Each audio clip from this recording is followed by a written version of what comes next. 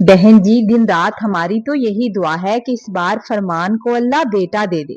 हमारी हमसाई मेरी सास के पास बैठी थी और तेज नजरों से मेरी तरफ देख रही थी। मेरी सास बोली, बस मुझसे गलती हो गई, इसकी अपनी भी तो 6 बहनें हैं। 6 बहनों के बाद अल्लाह ने इनको भाई दिया था। अल्लाह बख्शे फरमान के अब्बा को, खुद तो चले गए, इसको हमारे लिए अजाब बनाकर छोड़ गए। इकलौता बेटा था मेरा। हर वक्त फरमान के अब्बा को अपनी बहन की फिक्र रहती थी। 6 बेटियां हैं मेरी बहन की और एक ही बेटा है, उसी की बेटी लाऊंगा। कितनी बार कहा था कि माँ की कितनी बेटियां हैं, उसकी बेटी मत लाओ, कहीं हमारे घर में ये काम न चल पड़े। मगर अपने बहन भाइयों के अलावा उन्हें कुछ नहीं दिखता था। कसम से तरस आता है अपने बेटे पर। सारा दिन गधों की तरह काम करता है, दुकान पर थोड़ा काम नहीं होता। शाम को थका हारा आता है, देखकर दिल दुखता है मेरा। इस मनहूस औरत ने एक बेटा पैदा किया होता, 2-4 साल के बाद बाप के साथ खड़ा हो जाता। मेरी सास दुपट्टे से अपना चेहरा साफ करते हुए रोज का रोना रो रही थी, जो हर आए गए से कहती थी। मेरी आंखों से बहते आंसुओं के साथ बर्तन धोने की स्पीड भी तेज हो गई और मैं बर्तनों की आवाजें आने लगी तो सास ने तेज आवाज में कहा, सारे बर्तन तोड़ोगी क्या, मेरे सर पर लाकर दे मारो। बोलने वाले तो बोल देते हैं, सुनने वाले पर क्या गुजरती है ये वही जानता है। मेरी 2 बेटियां थी, इस बार अल्लाह ने फिर उम्मीद दिलाई थी। दिन रात सोते जागते उठते बैठते बस एक ही दुआ थी कि अल्लाह मियाँ एक बेटा दे दे। ये तो मैं ही जानती थी कि मैं कितनी दुआएं मांगती थी। अगर अल्लाह मेरी दुआ नहीं सुनता था तो हो सकता है उसमें कोई बेहतरी होगी या उसकी मर्जी थी। हम अल्लाह से मुकाबला तो नहीं कर सकते। घर में कोई भी आता तो यही टॉपिक शुरू हो जाता और मुझे ऐसे लगता जैसे मेरा ही कसूर है, मैं ही कसूरवार हूँ। अब तो परेशान रह रहकर मेरी तबीयत भी ठीक नहीं रहती थी और बीपी था कि वो लो ही रहता था। अगर कभी तबीयत खराब हो जाती तो सास कहती, सारा दिन खाती पीती है, इतनी मोटी ताजी है, बीपी पता नहीं कैसे लो हो जाता है। इसका पहले तो फरमान की बेटी होने पर फरमान को कोई नाराजगी नहीं थी, मगर माँ की बातें सुन सुनकर अब उससे भी ऐसा लगने लगा था कि बेटा बहुत जरूरी है। मेरी एक छोटी नंद थी जिसकी मंगनी हो चुकी थी, उसकी शादी अनकरीब ही थी। एक वही थी इस घर में जो मुझे कोई थोड़ी बहुत इज्जत देती। मेरा शौहर भी मुझे मूड के मुताबिक ही इज्जत देता था। आज सुबह से तबीयत काफी खराब थी। मैंने फरमान से कहा कि दुकान जाने से पहले अगर आप मेरे साथ चलते, हम चेकअप करवाते। तो सासू माँ कहने लगी, ये चेकअप चेकअप खेल खेला मत करो बीबी, हमने भी बच्चे पैदा किए हैं, शौहर को इतना तंग तो नहीं किया। मैंने आस्था से कहा, माँ जी थोड़ी तबीयत खराब है। तो तंजिया हंसी हंसकर बोली, तुम कौन सा जुड़वा बेटे पैदा कर रही हो, खैर है अगर कुछ हो भी जाएगा तो।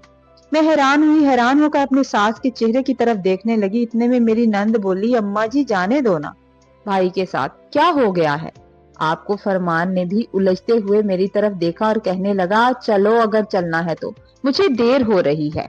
मैंने जल्दी से चादर ली, उसके साथ चली आई थी। डॉक्टर मौजूद थी, उसने चेकअप किया। चेकअप के बाद मेरा शौहर जल्दी से बोला, अल्ट्रासाउंड भी कराना है डॉक्टर साहबा, ये भी बता दीजिए कि बेटा है या बेटी।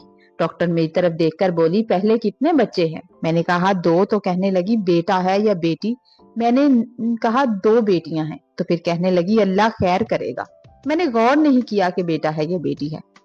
आप अपनी सेहत का ख्याल रखें, अल्लाह बेहतर करेगा। मेरे शौहर का मुंह फूल गया। हम अस्पताल से जब बाहर निकले तो उसका मुंह फूला हुआ था। गुस्से से मुझे कहने लगा, जब उसने कह दिया ना अल्लाह खैर करेगा, तो तीसरी बेटी ही है। तुमसे मुझे यही उम्मीद थी। पिछली बार भी जब डॉक्टर ने अल्लाह खैर करेगा कहा था तो बेटी ही थी। माँ सही कहती है, मैंने शादी करके गलती कर ली। मेरे शौहर की इसी तरह बातें जारी थी और मैं खामोशी से उसके पीछे बैठी अपने गिरते हुए आंसुओं को साफ कर रही थी। कमरे में आई तो बेड पर बैठकर डॉक्टर की बात को सोचने लगी। दिल बहुत भरा हुआ था। भला इसमें मेरा क्या कसूर था। मेरा दिल कर रहा था कि मैं फूट फूट कर रोकर अपने दिल का बोझ हल्का करूं। मैं अपने आंसुओं को जितना भी रोकने की कोशिश कर रही थी, वो मेरे बस से बाहर हो रहे थे। मेरी सास चश्मा ठीक करते हुए कमरे में दाखिल हुई थी। फरमान तो मुझे दरवाजे पर ही उतार कर चला गया था। मेरे पास आई और खड़े होकर पूछने लगी, हाँ डॉक्टर ने अल्ट्रासाउंड में क्या बताया है। मैंने एक नजर अपनी सास की तरफ देखा और कांपते हुए लहजे में कहा, अम्मा वो कह रही थी, उसने गौर नहीं किया। तो वो गुस्से से बोली, बस मुझे पहले ही पता था। फरमान के अब्बा ने क्या किया हमारे साथ, लाडली भतीजी को हमारे सीने पर मुंह दलने के लिए छोड़ दिया। मेरी सास बातें करते हुए कमरे से निकल गई। मैं चुपचाप कमरे में बैठी थी कि मेरी नंद ने आकर बताया, भाभी फुफ्फो आपसे मिलने आई हैं। मैंने जल्दी से दुपट्टा सेट किया और अपना मुंह साफ किया कि मेरी माँ को पता ना चले कि मैं रोती रही हूँ। लेकिन माँ तो माँ होती है, औलाद के चेहरे से उसका दुख जान लेती है। چائے پیتے ہوئے بار بار اماں میرے چہرے کی طرف دیکھ رہی تھی. میں آگے سے مسکرا دیتی تھی کہ میری ماں کو شک نہ ہو. آدھا گھنٹہ ماں میری بیٹھی وہ بازار کے شاپنگ کے لیے آئی تھی تو مجھ سے ملنے چلی آئی, میری طبیعت دیکھنے کے لیے, جاتے ہوئے ملنے کے لیے. جاتی ہوئے جب وہ مل کر جانے لگی, گیٹ سے نکل رہی تھی تو اس کی آنکھوں میں بھی ہلکے ہلکے آنسو تھے جو میں نے دیکھ لیے تھے. ہم بیٹیاں شادی سے پہلے چھوٹی چھوٹی باتوں پر ضد کرتی ہیں, ماں سے لڑائی جھگڑا کرتی ہیں اور چھوٹے سے دکھ پر بھونچال مچا دیتی ہیں, اور شادی کے بعد اتنا صبر, اتنا حوصلہ آ جاتا ہے کہ بڑے بڑے دکھ بھی اپنی ماں سے چھپا لیتی ہیں. میری نند کی شادی کے دن قریب آ رہے تھے, گھر میں تیاریاں چل رہی تھی, میں ہر کام میں حصہ لے رہی تھی کیونکہ وہ بہت اچھی تھی. ایک وہی تھی جو اپنے بھائی اور اپنی ماں کو تھوڑا سمجھا دیتی تھی. نجمہ کی شادی کے موقع پر میں نے دن رات ایک کر دیے, گھر کا ہر کام, مہمانوں کی خاطر توازہ اور بھاگ دوڑ میں اس قدر مگن تھی کہ تھکن کا احساس بھی نہیں ہوتا تھا, کیونکہ میرا دل اپنی نند کے لیے بہت خوش تھا اور میری دعا تھی کہ اللہ میری نند نجمہ کے نصیب بہت اچھے کرے. مگر شادی کے بعد جب میں اپنے گھر کی تنہائی میں واپس آئی تو ایک عجیب سی پریشانی نے مجھے پھر سے گھیر لیا تھا, کیونکہ میری تیسری ڈلیوری کے دن قریب آ رہے تھے. میری دونوں معصوم بیٹیاں گھر میں سہمی سہمی سی رہتی تھی, کیونکہ انہیں احساس ہو چکا تھا کہ ان کی دادی اب انہیں بوجھ سمجھتی ہیں. اور حد تو یہ تھی کہ میرا شوہر فرمان بھی اب پہلے جیسا نہیں رہا تھا, اس کا رویہ بھی بہت سرد ہو گیا تھا. پھر وہ دن آن پہنچا جب اللہ نے مجھے ایک اور بیٹی کی نعمت سے نوازا, مگر بجائے خوشی کے ہر طرف ایک خاموشی چھا گئی. ہاسپٹل میں جو بھی میرا حال پوچھنے کا فرض نبھانے آتا وہ بس یہی کہتا کہ اللہ کی مرضی ہے, اور مجھ پر ایسے ترس کھاتا جیسے مجھ سے بہت بڑی غلطی یا گناہ ہو گیا. یہاں تک کہ میرے شوہر نے اپنی بیٹی کو گود میں لینا تو دور, اس کا منہ دیکھنا بھی ضروری نہیں سمجھا تھا. جب شام کو ہم ہاسپٹل سے گھر آئے تو فرمان نے اپنی ماں سے کہا, اماں اس کو اپنے کمرے میں لے جاؤ, میں سارا دن دکان پر خوار ہوتا ہوں, اب رات کو ان کی چیخوں پکار مجھ سے نہیں سنی جاتی. یہ سن کر میری ساس نے اپنے بیٹے کا ماتھا چوما اور لاڈ کرتے ہوئے بولی, میں صدقے جاؤں, میرا بچہ کتنا پریشان ہے, اس کے دل پر کیا گزرتی ہے یہ وہی جانتا ہے, اس منحوس کو کیا پتا میرا بیٹا کتنی تکلیف میں ہے. گھر کا ماحول ایسا سوگوار تھا جیسے خدا نہ خواستہ کوئی مر گیا ہو. میں بستر پر لیٹی سوچ رہی تھی کہ میرے اپنے مائکے میں میری 5 بہنیں آئی تھی, مگر میرے باپ نے کبھی میری ماں کے ساتھ وہ سلوک نہیں کیا تھا جو آج میرے ساتھ ہو رہا تھا. بس جیسے تیسے زندگی کٹ رہی تھی, ہر کسی کی کڑوی باتیں سننا میرا معمول بن چکا تھا. ایک دن شام کو جب ہماری پڑوسن مٹھائی لے کر آئی اور میری ساس کا منہ میٹھا کراتے ہوئے کہنے لگی کہ میرے بیٹے ساجد کو اللہ نے بیٹا دیا ہے, وہ بھی تو تمہارے بیٹے جیسا ہے, میں نے سوچا پہلے یہ خوشخبری تمہیں دے دوں, کیونکہ تمہاری بہو سے تو یہ ہو نہ سکا. اس کے جانے کے آدھے گھنٹے تک میری ساس مٹھائی بھی کھاتی رہی اور مجھے تانے بھی دیتی رہی. یہ آگ لگانے والے لوگ یہ نہیں سوچتے کہ سننے والے پر کیا گزرتی ہے. میری بڑی بیٹی 6 سال کی ہو گئی تھی, مگر اس کے باپ کا کہنا تھا کہ اس کا اسکول میں داخلہ نہیں کروانا, کیونکہ لڑکیوں کا پڑھا کر کیا کرنا ہے.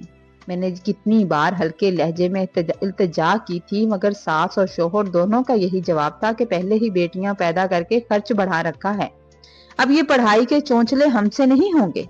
زندگی اسی کرب میں گزر رہی تھی کہ ایک دن نجمہ کی کال آئی. وہ امید سے تھی, اس نے 2 جڑواں بیٹیوں کو جنم دیا تھا. اس دن میری ساس کے تیور بدلے ہوئے تھے, وہ سارا دن صحن میں چادر تانے لیٹی رہی اور مجھے کوئی تانا نہیں دیا تھا. جب شام کو فرمان نے انہیں نجمہ کے گھر چلنے کو کہا تو میں بھی ساتھ ہو لی. وہاں کا حال دیکھ کر میرا کلیجہ منہ کو آ گیا. نجمہ کی ساس کا منہ سوجا ہوا تھا اور ان کا لہجہ بتا رہا تھا کہ وہ نجمہ کو بہت ساری باتیں سنا چکی ہیں. جو میری ساس کمرے میں داخل ہوئی, نجمہ ان کے گلے لگ کر پھوٹ کر رونے لگی اور کہنے لگی, اماں آپ کی طرح میری ساس کو بھی بیٹیاں پسند نہیں ہیں.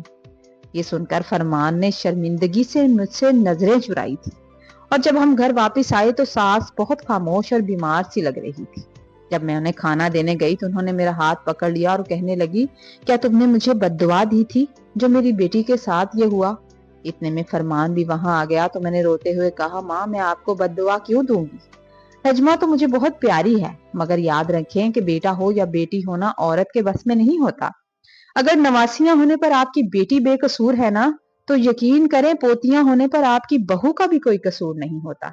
میری یہ بات سن کر دونوں ماں بیٹا جیسے گہری نیند سے جاگ گئے. انہیں اپنی غلطی کا احساس ہو گیا. ساس مجھ سے معافی مانگنے لگی اور فرمان بھی بدل گیا تھا.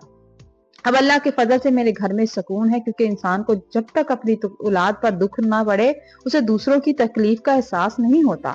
اور میرے صبر کا پھل اللہ نے مجھے عزت کی صورت میں دیا ہے۔